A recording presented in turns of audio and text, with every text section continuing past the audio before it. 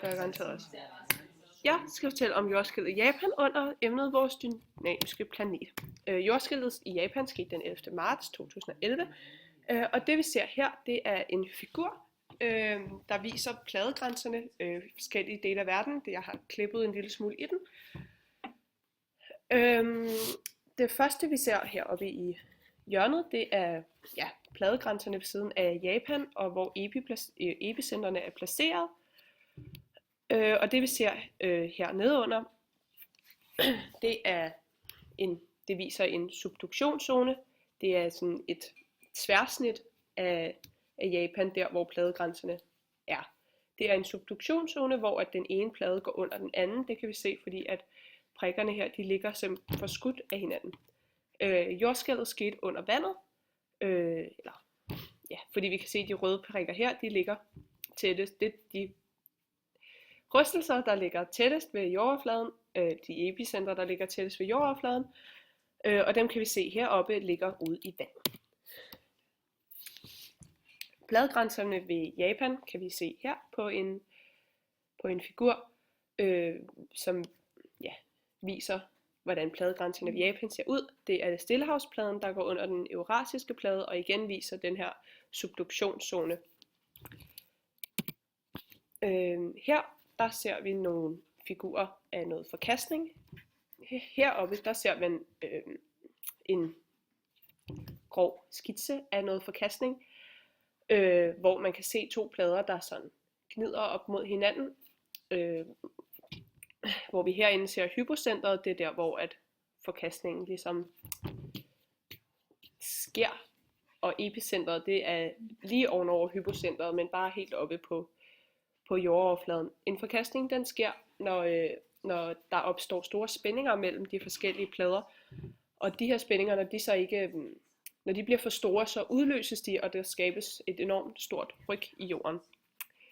Hernede, der er der ligesom et tværsnit af noget vand, lige ved sådan en forkastning, som vi ser hernede.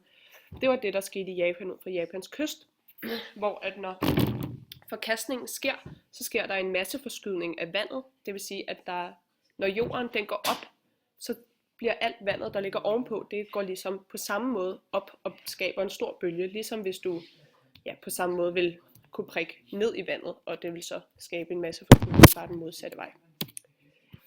Her der ser vi en figur over, hvordan en tsunamibølge udvikler sig.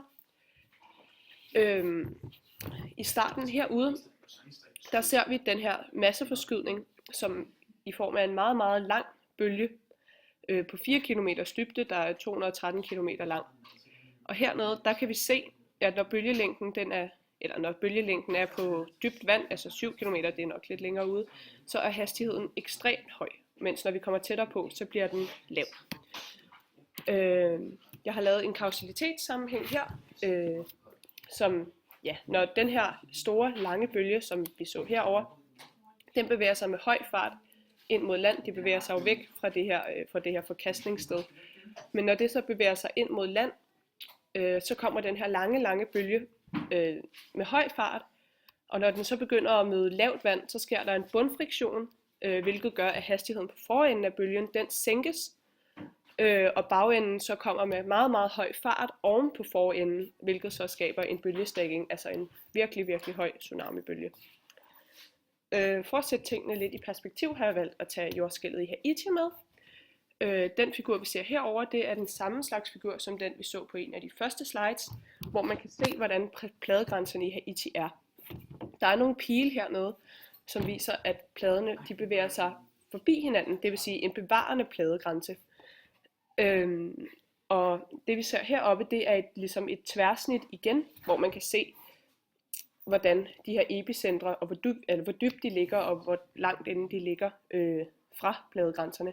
Pladegrænserne, det er den her røde pil heroppe. Hvis man kigger herover ved Haiti, som jeg lige har indrammet, der kan man se, at mange af de her epicentre, de ligger lige oven på landet, og en stor en hernede ved Port-au-Prince, hvor at jordskælvet var meget slemt. De bevarende pladegrænser, man kan se her, det betyder, som jeg måske også sagde før, at pladegrænserne går forbi hinanden, og ikke ligesom under hinanden eller væk fra hinanden, som de subduktionszoner og de konstruktive pladegrænser.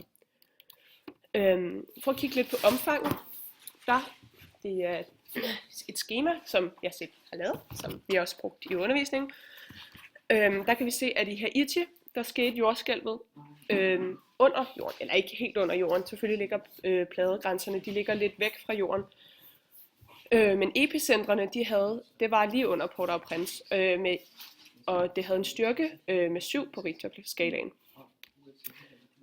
I Japan, der skete jordskælvet under vandet, som jeg tidligere sagde, fordi at den her forkastning, den skete så langt ud i vandet, hvilket skabte den her tsunami, som forårsagede de største ødelæggelser.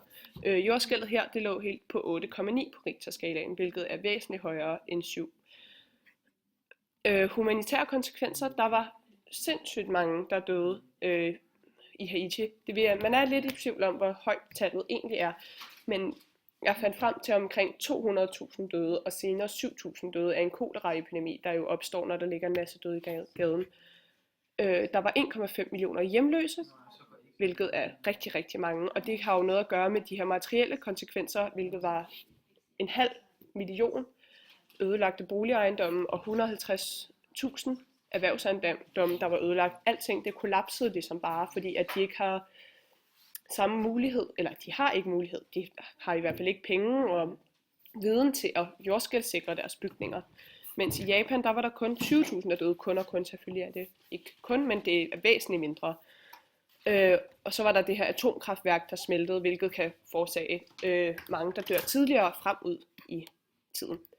Der skete et sammenbrud på infrastrukturen, og det her nedsmeltning af det her atomkraftværk. Selvfølgelig er det også nogle forfærdelige materielle konsekvenser, der forårsagede, at man skulle bruge 2.000 milliarder kroner på genopbygning. Men det var slet ikke på samme måde så mange bygninger og boliger, hvor folk boede, der blev ødelagt på samme måde. Det var det fra jordskælv i Japan.